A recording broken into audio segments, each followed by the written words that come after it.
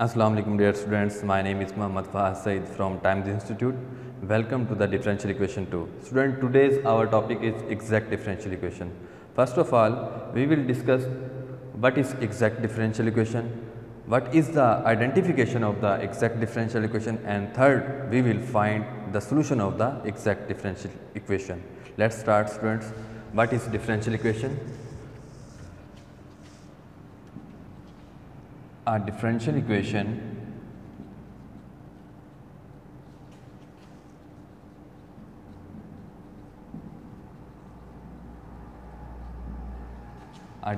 equation can be written as into the following conditions. जी student, हमने कहा कि एक डिफरेंशियल इक्वेशन को कुछ दिए हुई कंडीशंस के मुताबिक लिखा जा सके। वो कंडीशंस क्या हैं?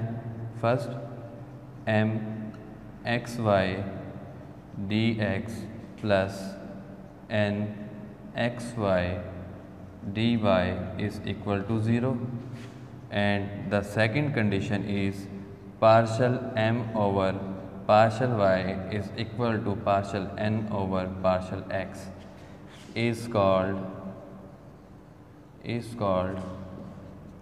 exact differential equation।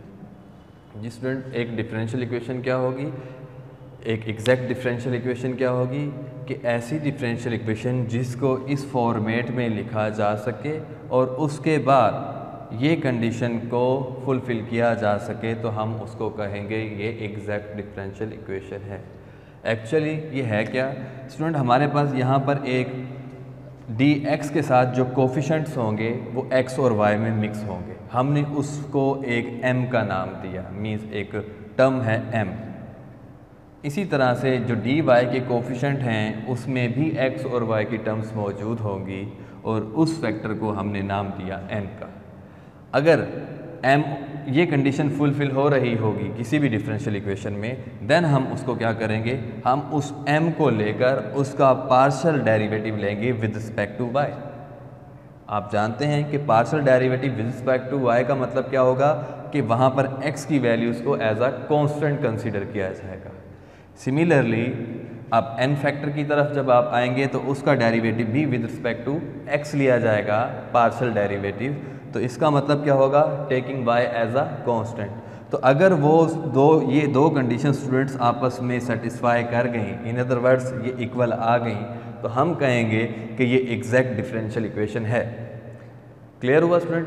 चलिए, अगर लेट्स सपोज हमें ये तो पता चल गया कि एग्जैक्ट डिफरेंशियल इक्वेशन को क्या होती है और उसे किस तरह से आइडेंटिफाई किया जा सकता है। थर्ड हमारे पास है कि हम इसको सोल्यूशन किस तरह से फाइंड आउट करेंगे। तो सोल्यूशन फाइंड आउट करने के लिए हम method of solution, student first हमने ये देख लिया कि ये एग्जैक्ट डिफरेंशियल इक्वेशन है। अगर ये एग्जैक्ट डिफरेंशियल इक्वेशन है तो फिर हम इसका सोल्यूशन क्या फाइंड आउट करेंगे, उसके भी फर्दर 3 स्टेप्स हैं। स्टेप 1 में स्टूडेंट हमें क्या करना होगा, integrating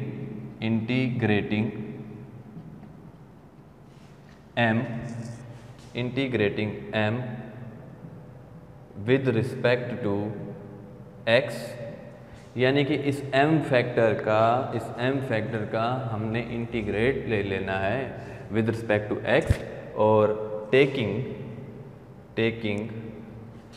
y as a constant, यानी कि y की वैल्यूज़ जो y की टर्म्स होंगी उन्हें एज अ कांस्टेंट कंसिडर करेंगे और x टर्म्स में x की जो वैल्यूज़ होंगी हमने उसका इंटीग्रेशन फाइंड आउट कर लेना है।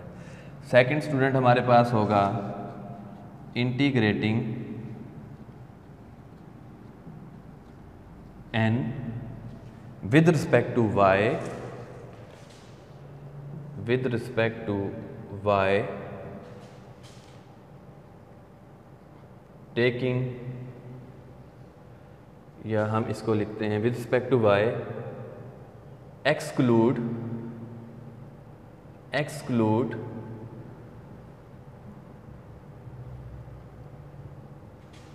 x वैल्यूज़, मतलब एक्सक्लूड x वैल्यूज़। हमने स्टूडेंट यहाँ क्या करना होगा, जो x की जो भी वैल्यू मौजूद होगी या x किसी से मल्टीप्लाई हो रहा होगा या x एक इंडिपेंडेंटली खुद शो हो रहा होगा, हमने वो टर्म या वो वैल्यू ही नहीं लेनी। तो इसके अलावा हमने क्या करना होगा, वो आपने स्किप करते हुए जो आपके पास जो y टर्म्स में मौजूद होंगी वैल्यूज़, तो उसका हमने क्या करना है, इंटीग्रेशन लेना है विद रिस्पेक्ट टू y। और फैक्टर कौन सा है, n फैक्टर का। थर्ड स्टूडेंट हमारे पास जो मैथ स्टेप रहेगा, फाइनल स्टेप, हमने क्या करना होगा, adding the above integrals and equating to constant like, या हम इसको इस तरह से, दैट इज c। तो स्टूडेंट बेसिकली हमने क्या कहा, हमने कहा कि इंटीग्रेशन जो m का लेना है विद रिस्पेक्ट टू x, फिर उसके बाद एडिंग करनी है। किसके साथ एडिंग करनी है स्टूडेंट, इंटीग्रेशन जो n का लेंगे विद रिस्पेक्ट टू y, और इसको इक्वेट करना है c के। तो ये हमारा स्टूडेंट फाइनल आंसर रहेगा। Step 1, step 2, step 3। Student I hope you will be understand. चलिए स्टूडेंट क्वेश्चन की तरफ बढ़ते हैं। तो फर्स्ट ऑफ ऑल हमें क्वेश्चन में देखना होगा कि आया कि हमारे पास जो डिफरेंशियल इक्वेशन है वो एग्जैक्ट है या नहीं है। अगर तो स्टूडेंट एग्जैक्ट होगी, तो एग्जैक्ट होने के लिए हमारे पास दो कंडीशंस हैं। फर्स्ट कंडीशन कि m xy dx plus n xy dy is equal to 0 हो, और फर्स्ट कंडीशन अगर सेटिस्फाई हो गई तो हमने सेकंड कंडीशन क्या लगानी है, partial m over partial y is equal to partial n over partial x। तो हम उसको कहेंगे ये एग्जैक्ट डिफरेंशियल इक्वेशन है। अगर वो होगी तो फिर हम इसके फर्दर प्रोसीजर जो हैं वो यूज़ करेंगे। चलिए स्टूडेंट क्वेश्चन पे आते हैं। क्वेश्चन हमारे पास क्वेश्चन 1 है 3x² y plus 2dx plus x³ plus y dy is equal to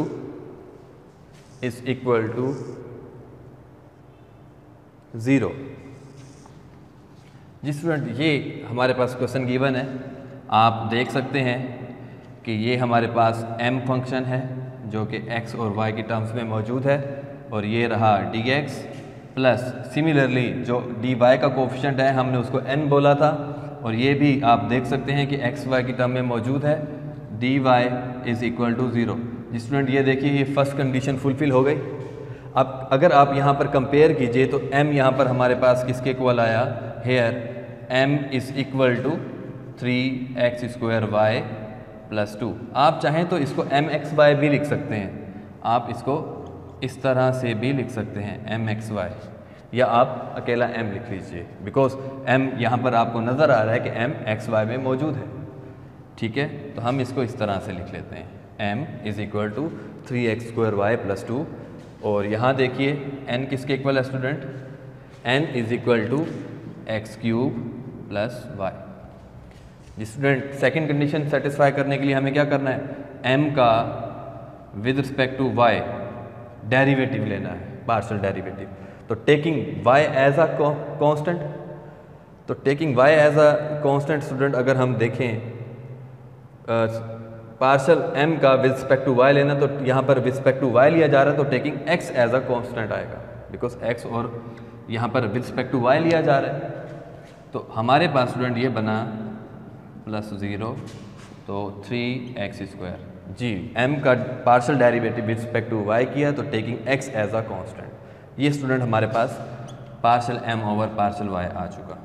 इसी तरह स्टूडेंट यहाँ आइए, partial n over partial x करना है, इसका मतलब होगा taking y as a constant, तो 3x² प्लस 0, बिकॉज ये इस वक्त कांस्टेंट हो चुका है। x का विद रिस्पेक्ट टू x लिया जा रहा है तो y को हम एज आ कांस्टेंट कंसीडर करेंगे। और आप जानते हैं किसी भी कांस्टेंट का जो डेरिवेटिव है वो 0 हुआ करता है। तो partial n over partial x is equal to 3x square. जी स्टूडेंट, यहाँ कंपेयर कीजिए, हम यहाँ कह सकते हैं here partial m over partial y is equal to partial n over partial x. This implies that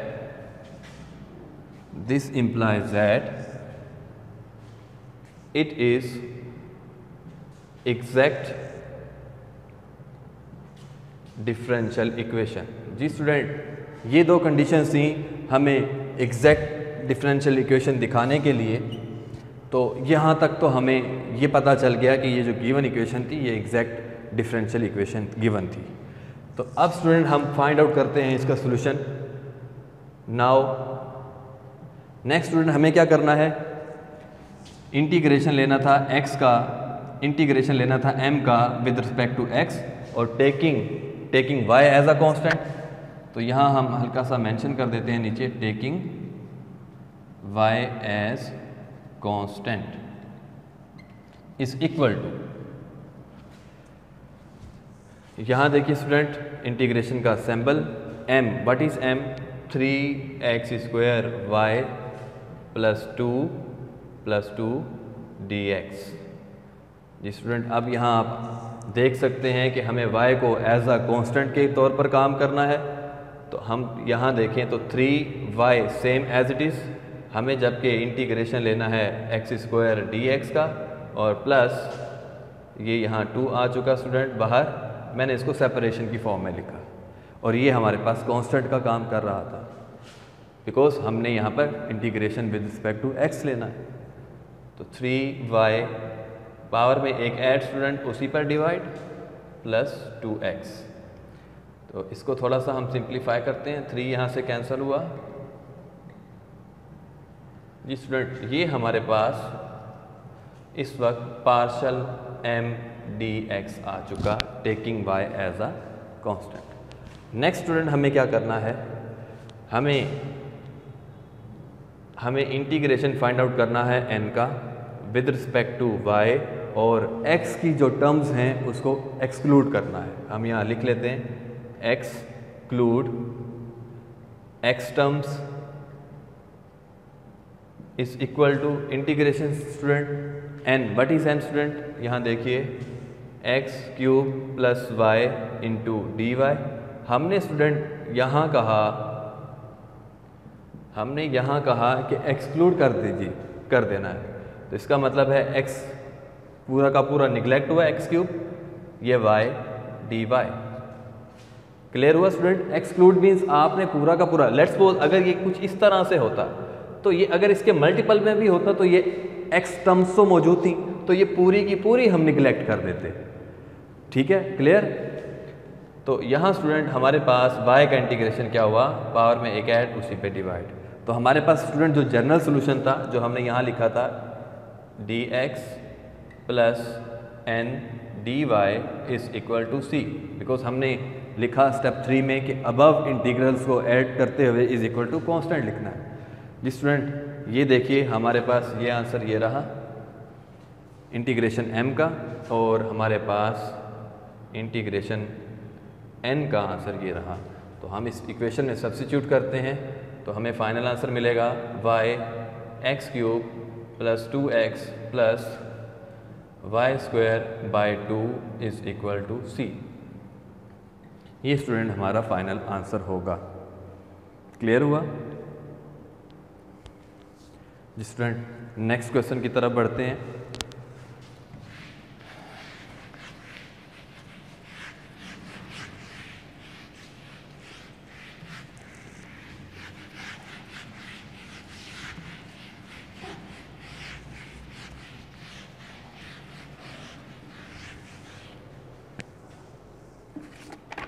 The next question is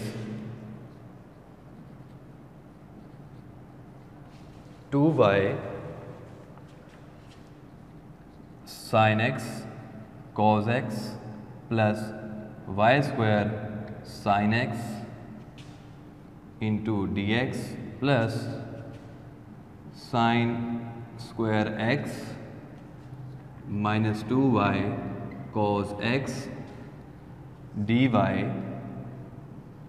is equal to 0 where y of 0 is equal to 3।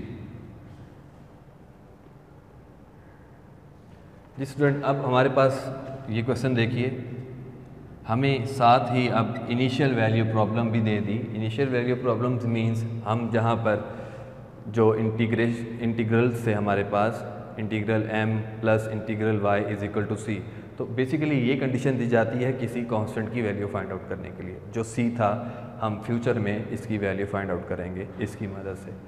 तो student ये इसका तो last में काम है।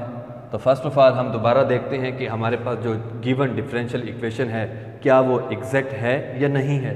तो आप यहाँ पर हम डायरेक्ट अब लिख सकते हैं here m is equal to, because वही शेप है m एक्स वाई की टर्म्स हैं और यहाँ पर भी एक्स वाई की टर्म्स मौजूद हैं और उसके साथ जो उसका मल्टीपल है वो dy है और यहाँ पर dx है।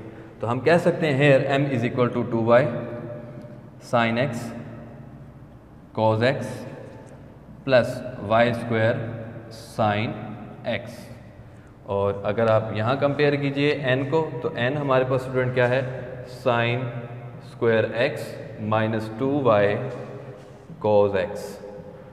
जी स्टूडेंट, m का partial derivative with respect to y लेना है, तो यहाँ पर x को एज अ कांस्टेंट ट्रीट करेंगे। तो आप देख सकते हैं यहाँ अगर इसका डेरिवेटिव लिया जाए तो ये हमारे पास कांस्टेंट्स हैं, sine x cos x same as it is, और ये 2 भी स्टूडेंट हमारे पास कांस्टेंट है।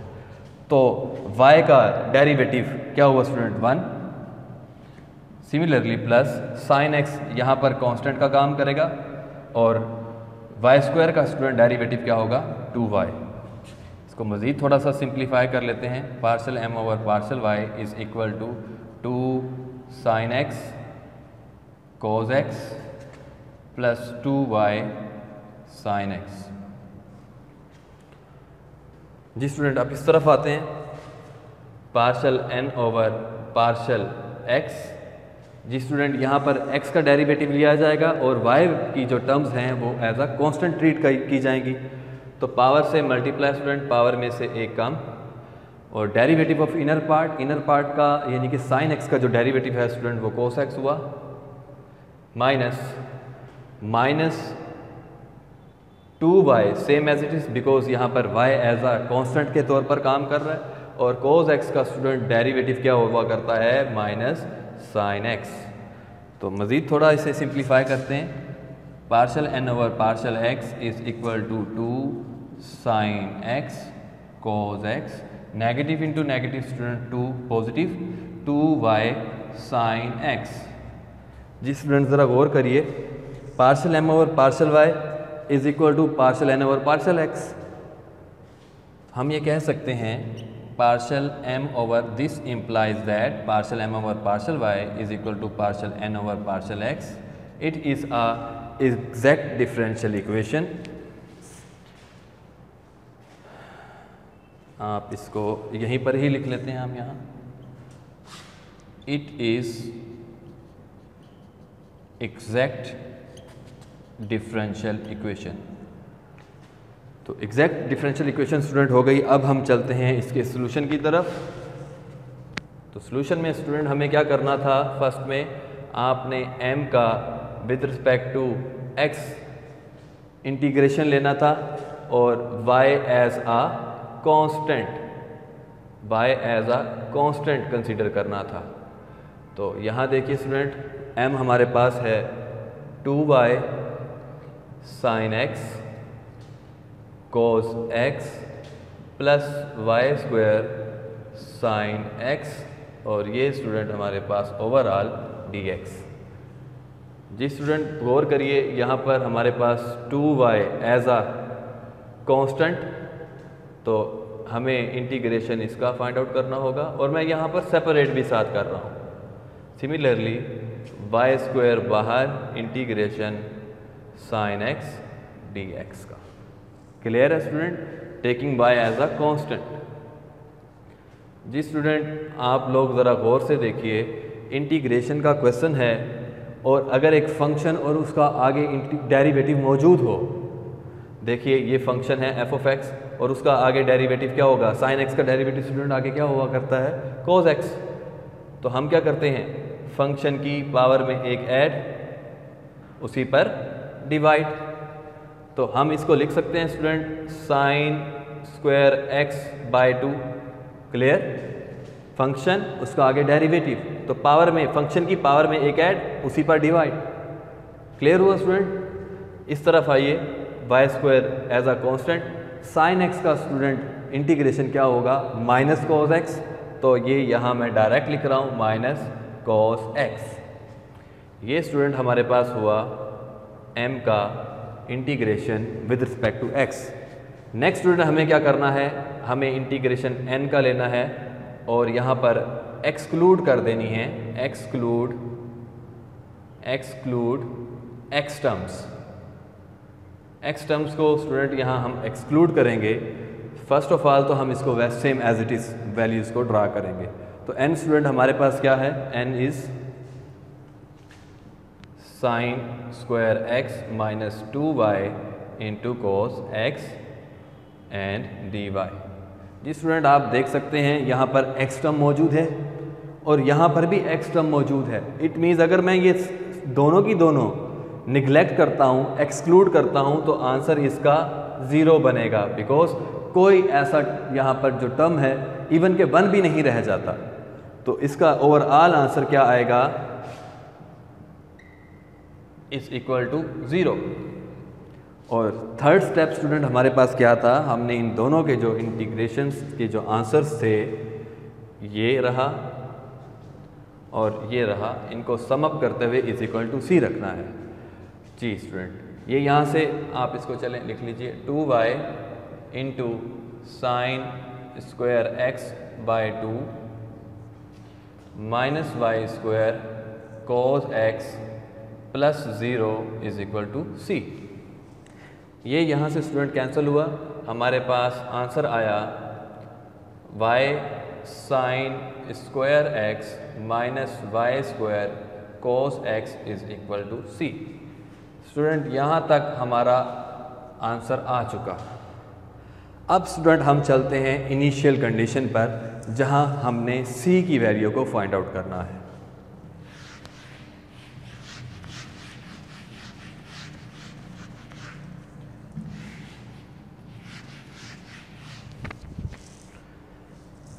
जी स्टूडेंट, c की वैल्यू फाइंड आउट करने के लिए, अब एक्चुअल में ये क्या मतलब है कि y of x is equal to y, यानी कि x की वैल्यू क्या है स्टूडेंट, यहाँ पर 0, और x की वैल्यू इस फंक्शन में पुट करने से y क्या दे रहा है, 3। तो ये हमारे पास y इज इक्वल टू 3 है। तो स्टूडेंट हम इसको अगर इक्वेशन स्टार का नाम दे दें, तो इस इक्वेशन स्टार में वैल्यूज़ को पुट करते हैं, putting x is equal to 0 and y is equal to 3 in equation star। तो स्टूडेंट देखिए, y is 3, sine square x minus 3 square cos 0 is equal to c। जी स्टूडेंट, ये आप जानते हैं कि साइन 0 0 हुआ करता है, तो ये कंप्लीट 0, और यहाँ माइनस 9। जी स्टूडेंट, कोस 0 क्या होगा, 1 के इक्वल होगा। तो c का स्टूडेंट हमारे पास आंसर आया -9, और ये c आप उठाकर स्टूडेंट इक्वेशन स्टार में दोबारा सब्स्टिट्यूट कर दीजिए, बिकॉज उसने हमें सोल्यूशन में वैल्यू ऑफ c की फाइंड आउट करने के लिए कहा था। तो equation star become y sine square x minus y square cos x is equal to -9, and this is our final answer. Clear हुआ स्टूडेंट, होपफुली आपको आज का लेक्चर समझ में आया होगा। इंशाल्लाह नेक्स्ट लेक्चर में दोबारा मुलाकात होगी एक न्यू टॉपिक के साथ। अल्लाह हाफ़िज़।